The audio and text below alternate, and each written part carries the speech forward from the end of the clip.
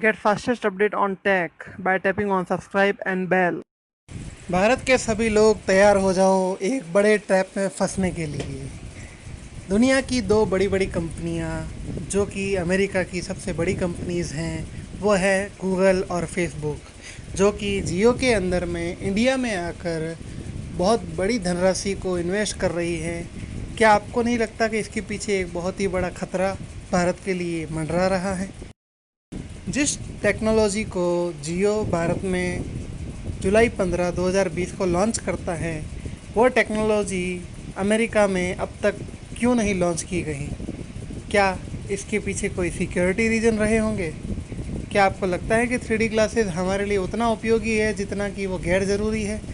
क्या हमारे लिए वर्चुअल मीटिंग्स का होना इतना ज़रूरी है कि हम हमारा डाटा पूरा जियो को दे सकें और वो जियो का डाटा बड़ी बड़ी टेक कंपनीज जो कि गूगल और फेसबुक है वो अपने डाटा सेंटर्स में स्टोर करके उनका उपयोग ले सके?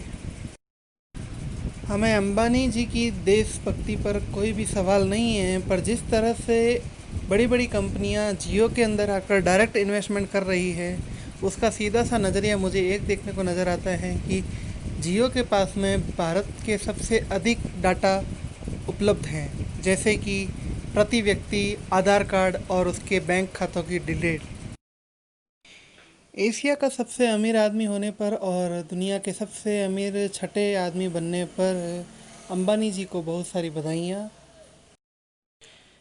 पिछले 3 माह के अंदर जिस तरह से जियो प्लेटफॉर्म पर बहुत सारे इन्वेस्टमेंट बाहर से आए हैं, वो भी सब टेक्निकल कंपनीज के थ्रू आए हैं, जो कि प्राइवेसी इशू को दर्शाते हैं।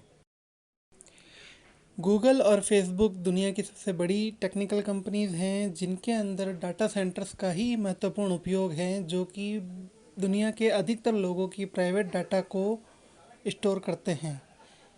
उसके बाद में यदि सभी व्यक्तियों का आधार कार्ड, बैंक खाता और अन्य सूचनाएं यदि जियो द्वारा उनको एक्सेसिबल हो जाती हैं, जो कि इतना बड़ा इन्वेस्टमेंट करने के बाद में हो ही सकती है, क्योंकि डायरेक्ट इन्वेस्टमेंट इन्हीं शर्तों पर किया गया होगा।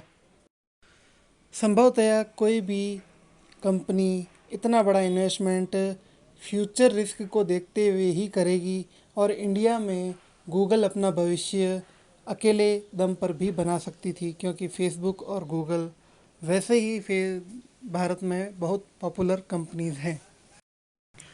गूगल भारत में अपने 5G फ़ोन जियो के साथ मिलकर लॉन्च करेगा, जिसके अंदर जियो की सिम प्राथमिक रूप से चलेगी। इसका मतलब ये है कि जियो द्वारा उपयोग किया जाने वाला डाटा गूगल के फ़ोन के थ्रू रन होगा, और ये यूएसए को इंडिया की सबसे महत्वपूर्ण सूचनाएं भेजेगा। इसी प्रकार जियो द्वारा एक नई सर्विस लॉन्च की गई है जिसका नाम है जियो टीवी प्लस। उसके अंदर जियो के अकाउंट के थ्रू हम अलग अलग ऑनलाइन एंटरटेनमेंट प्लेटफॉर्म के अंदर लॉगिन कर सकते हैं, जहां से हम सारे सर्विसेज को एक साथ यूज़ ले सकते हैं, एक ही पासवर्ड एक ही आईडी के थ्रू। सभी महत्वपूर्ण तथ्यों को मिलाकर देखा जाए तो ये इन्वेस्टमेंट इंडिया के लिए लाभदायी से अधिक हानिकारक हो सकता है, क्योंकि बहुत सारे लोगों का पर्सनल डाटा इसमें अवेलेबल होगा। सब्सक्राइब कीजिए ऐसे ही वीडियो के लिए।